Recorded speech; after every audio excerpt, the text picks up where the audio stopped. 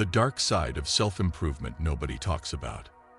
In 2022, a man named Jesse Enkamp posted something unusual on his social media. He wasn't announcing a new course. He wasn't sharing a morning routine. He was telling his hundreds of thousands of followers that he had spent years optimizing every single part of his life. His sleep, his diet, his training, his mindset, and that he had never felt more empty. He called it self-improvement prison.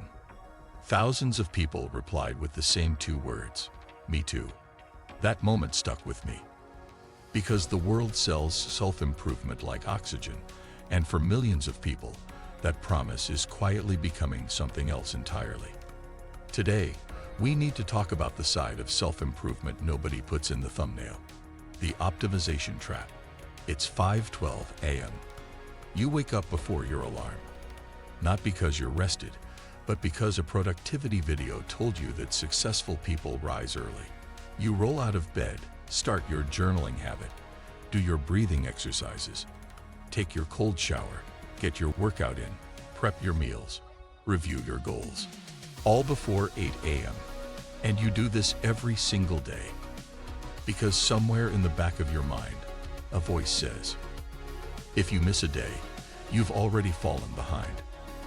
This is the self-optimization trap, and more people are living inside it than anyone admits.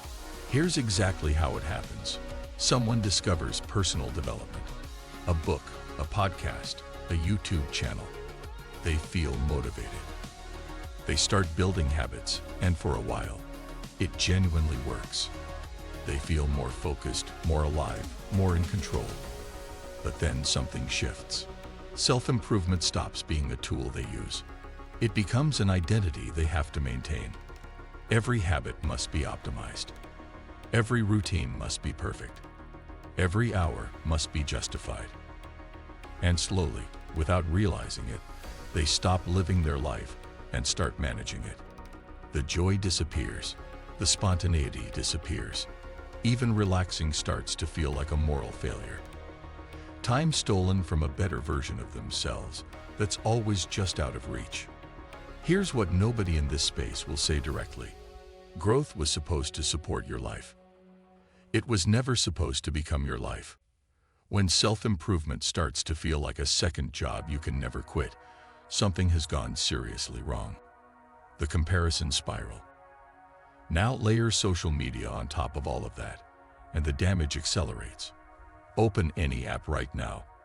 Within 30 seconds, you'll find the entrepreneur who built 3 companies before 30, the athlete with the perfect physique who trains at 4 a.m., the influencer documenting every productive, optimized, aesthetically perfect minute of their impossibly organized life. And your brain, without your permission, starts running the numbers. It sees those images and quietly concludes, they're ahead. You're not doing enough. Look at what's possible. Look at how far you still have to go. But here's what the algorithm is specifically designed never to show you. The anxiety disorder behind the perfect routine. The burnout behind the business success. The 2 hours of editing behind the authentic morning vlog. Psychologists call this social comparison theory. Research shows that constant exposure to curated success online significantly lowers self-esteem and life satisfaction, even when people consciously know what they're seeing isn't real. And that comparison isn't just unfair. It's engineered to make you feel inadequate, because inadequacy keeps you on the app longer. The self-improvement space was supposed to inspire you. Filtered through social media, it often produces the exact opposite. The permanent low-grade sense that you are always behind, always less, always not quite enough. When life becomes a performance, after enough comparison, something subtle begins to happen. When people get deep enough into personal development culture, they don't just start improving their life, they start performing it. The morning routine stops being about health and clarity. It becomes content. The reading habit isn't about curiosity anymore. It's a number to report. The gym sessions, the journaling, the cold plunges, the meditation, the meal prep. They all get quietly filtered through one question. Does this make me look disciplined? This is where things get genuinely hollow. Because when you start doing things for the image rather than the substance, you lose the actual benefit. You're going through the motions of self-improvement without experiencing any of the growth. Life becomes a performance stage for an invisible audience. And sometimes, that audience is just a future version of yourself you're desperately trying to become. The original question, what kind of life do I actually want, gets slowly replaced by what does a successful life look like? And those two questions lead to completely different places. One is a compass, the other is a costume. The burnout cycle. And after months of chasing the perfect routine, something predictable happens. You get inspired. You commit fully. New habits, new schedule, new version of yourself starting Monday. For a few weeks, it works. You feel the momentum building. You think, this time is different. Then life gets busy. You miss a workout. Then a journal entry.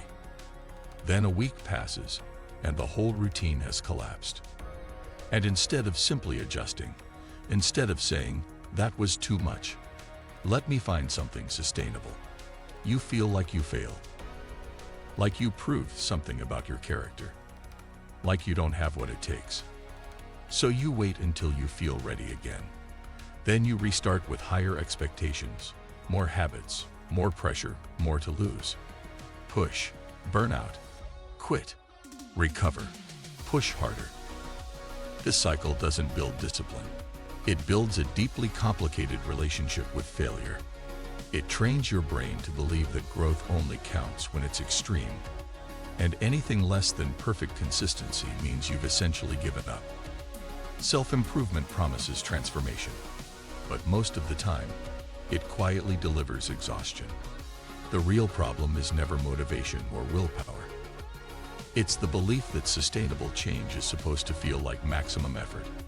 It isn't.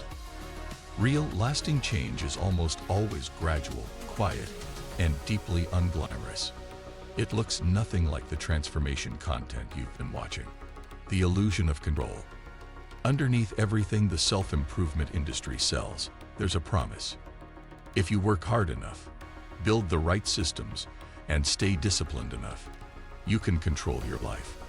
That promise is one of the most dangerous ideas in modern culture, because life is fundamentally not controllable. Health changes without warning. Relationships end. Economic realities shift overnight. Grief arrives on no schedule. Chaos happens.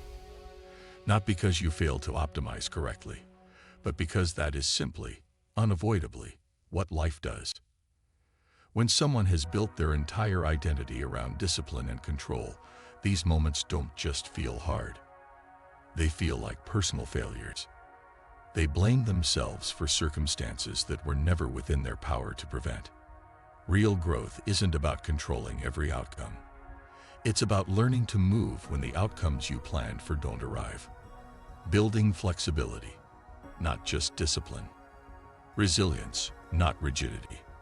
The strongest people you'll ever meet aren't the most optimized. They're the most adaptable. What gets left behind? In the relentless pursuit of optimization, two things almost always get quietly abandoned. The first is emotional well-being. So much of self-improvement culture is built on one central message: push through discomfort, through doubt, through exhaustion, through sadness. Be stronger. Be more disciplined. Don't let your feelings slow you down.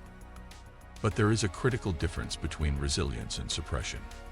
When people learn to override every difficult emotion in the name of productivity, those emotions don't disappear.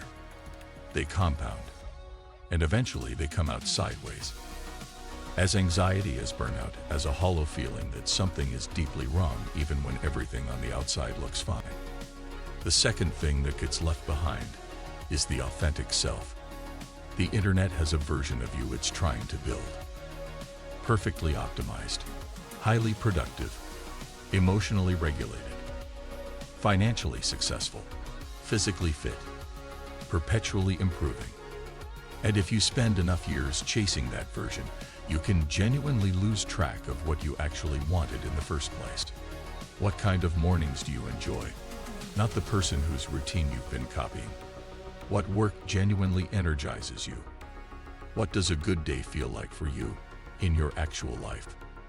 True growth isn't about becoming who the algorithm wants you to be. It's about becoming more completely, more honestly, more courageously yourself. The part nobody says out loud. Here's what the self-improvement industry will never tell you, because it genuinely doesn't sell. Sometimes the most important thing you can do is nothing. There are seasons in every life that call for rest, for stillness, for simply being a human being without a plan, a goal, a system, or a metric to hit. These seasons aren't failures. They aren't laziness. They are necessary. They are where integration happens, where clarity returns, where you remember, often for the first time in years, what actually matters to you. You are not a project to be completed. You are not a machine to be upgraded. You are not a before photo waiting to become an after. The entire point of building a better life is to actually live it. And if your pursuit of self-improvement has left you anxious, exhausted, performing for an invisible audience, and quietly wondering whether you'll ever be enough, stop and ask yourself a different question. Not how do I improve myself, but simply, am I actually okay right now? Because sometimes sitting with that question, really sitting with it, honestly, without immediately trying to fix what comes up, is the most important work you can do. Not every season needs a goal. Not every feeling needs to be optimized away. Not every version of you needs to be better than the last. The goal of self-improvement was never to spend your life constantly trying to fix yourself. It was to build something worth enjoying. Go enjoy it. And that might be the most honest place self-improvement can ever begin. If this hits something real for you, leave a comment. I read them. And if you want more conversations like this one, subscribe. I'll see you in the next